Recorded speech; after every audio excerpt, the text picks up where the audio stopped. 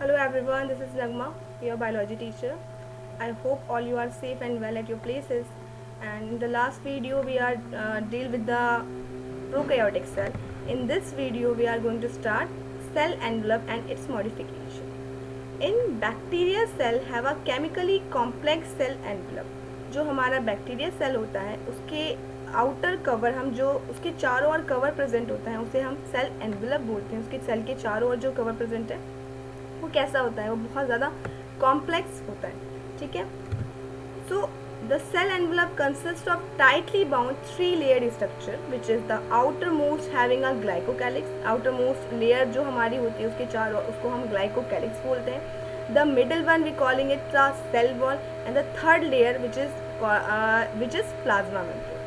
Okay, so the bacteria can be classified into two groups on the basis of the differences in cell envelope and in which they respond to staining procedure develop. जो हमारा bacteria cell होता है उसको हमने दो group में divide कर रखा है. किस बेसिस पे? हमारा उसके सेल एनवेलप के बेसिस पे. The first one we having the gram positive bacteria, the second one we having the gram negative bacteria. Okay, if we are talking about the glycocalyx, so it is different in composition and thickness among the different bacteria. जो हमारी glycocalyx होती है वो different composition में और different thickness में present होती है हमारे different bacteria. Okay, in some it could be a loose sheet called the slime layer, in some it could be a thick and tough called capsule. क्योंकि हमें पता है कि हमारे बैक्टीरियाज वेरी करते हैं साइज़ में, शेप्स में, तो वो उनके अकॉर्डिंग जो उनके लेयर प्रेजेंट होती है. कुछ में क्या होता है, ये जो उनके चारों ओर एनवेलप होता है वो कैसा होता है ग्लाइकोकैलिक्स का, वो लूज शीट का होता है जिसे हम स्लाइम लेयर बोलते हैं.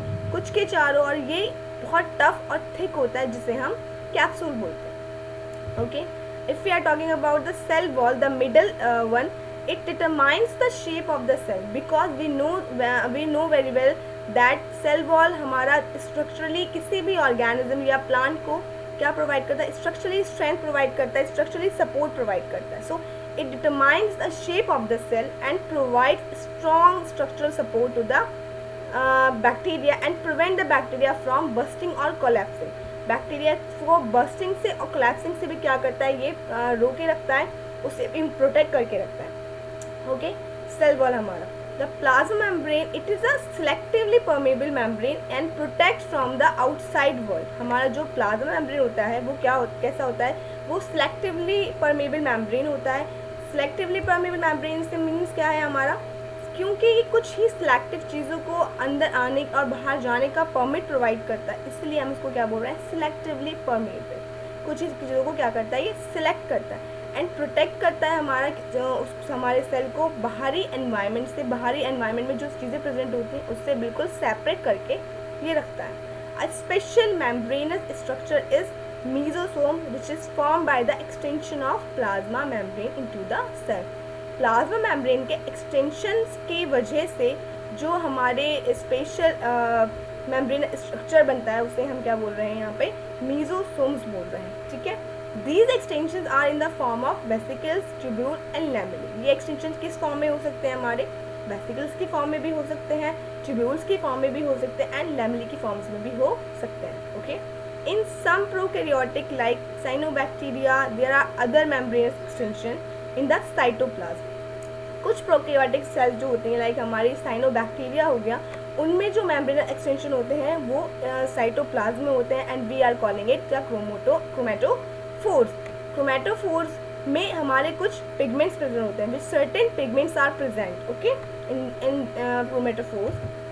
सो बैक्टीरिया सेल में भी मोटाइल और non motile. Okay, in motile they have thin filamentous extensions from their cell wall called flagella.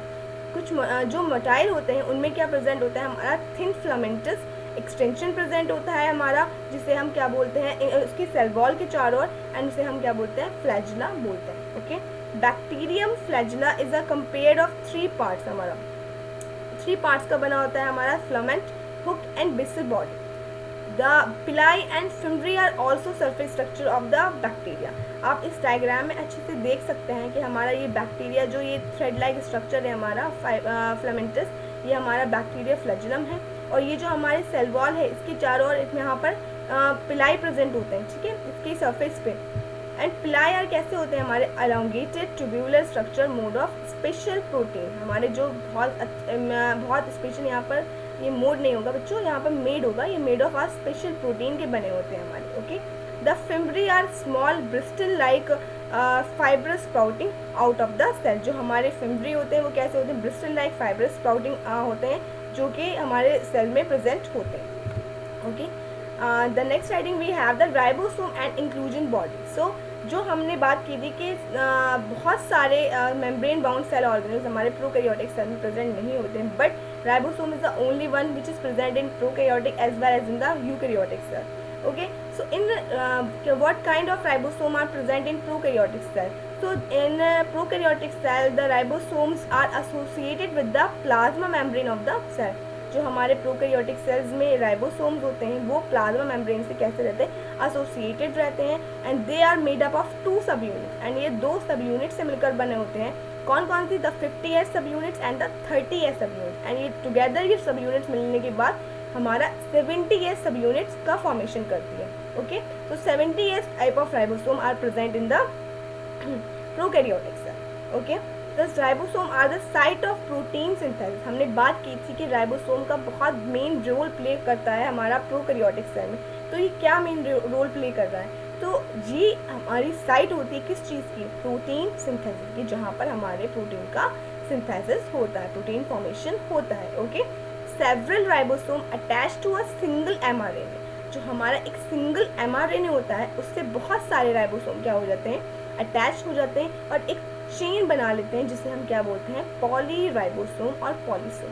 Poly means होता है many, and ribosomes which having the chain which having the multiple ribosome, the many ribosome, we are calling it the poly ribosome. Okay, in inclusion bodies, the reserve material in prokaryotic cells are stored in the cytoplasm in the form of inclusion bodies। जो हमारा कुछ prokaryotic cells में, prokaryotic cells के cytoplasm में कुछ reserve material present होता है, जिसको हम क्या बोलते हैं, इंक्लूजन बॉडीज बोलते हैं।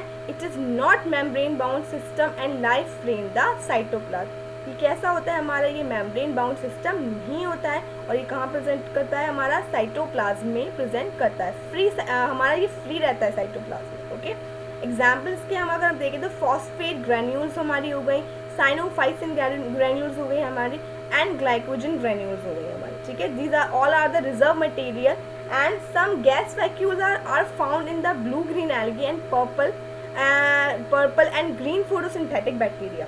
जो कुछ हमारी गैस वैक्यूल हमारी ब्लू ग्रीन एल्गी में प्रेजेंट होती हैं, पर्पल ग्रीन में भी प्रेजेंट होती हैं, हमारे फोटोसिंथेटिक बैक्टीरिया में भी प्रेजेंट होते हैं।